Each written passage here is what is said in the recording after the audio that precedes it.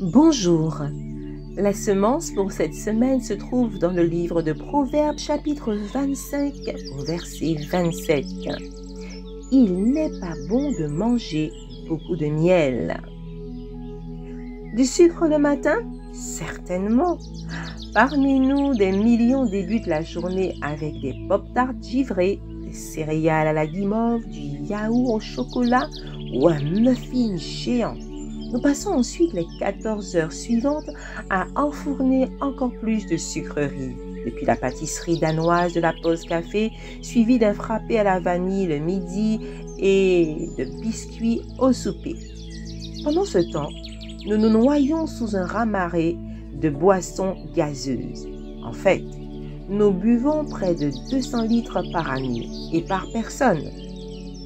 Les Américains consomment en moyenne plus de 3/4 de tasse de sucre par jour. Il semble que nous voulons toujours plus de ces cristaux blancs malgré les spectres de l'obésité et d'autres risques pour la santé qu'agitent les scientifiques. Sommes-nous en marche vers un au-delà du sucré? Les gens ne réalisent pas la quantité de sucre qu'ils consomment parce qu'en grande partie, il s'agit de sucre caché. Par exemple, les boissons gazeuses constituent la plus grande source de sucre raffiné.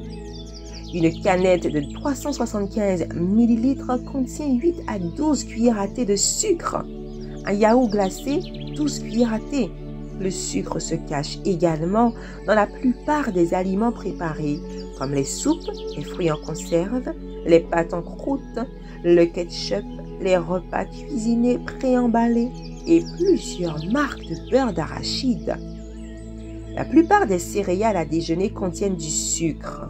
Et pour certaines, comme les fruits Loops et les Sugar Smacks, 50% de leurs calories proviennent du sucre. Les céréales? Non, ce sont des bonbons. Le sucre raffiné et concentré entre rapidement dans le flot sanguin. Le taux du sucre sanguin augmente en proportion, ce qui résulte en un regain d'énergie, un état d'euphorie dû au sucre. Cependant, cet état d'euphorie est temporaire, car il déclenche un afflux d'insuline qui fait descendre le taux de sucre dans le sang. Toutefois, en l'absence des effets tampons des fibres, il arrive de le faire descendre trop vite et trop bas. Un taux de sucre sanguin en chute libre suscite des symptômes semblables à ceux de l'hyperglycémie. Sensation de faiblesse, de faim, de fatigue et d'angoisse, le blues du sucre. La réaction habituelle consiste à manger une autre collation sucrée, puis une autre, de sorte que vous finissez par grignoter toute la journée. Prenez plutôt une pomme, une banane ou un bol de riz complet.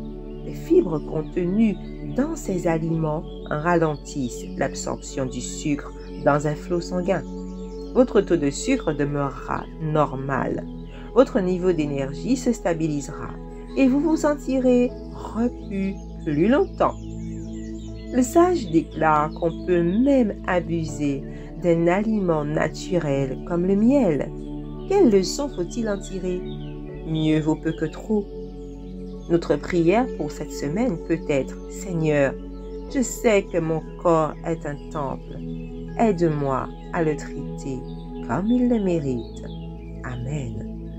Puisse cette nouvelle semence porter un fruit abondant dans votre vie et vous enrichir. Soyez bénis au nom de Jésus. Amen.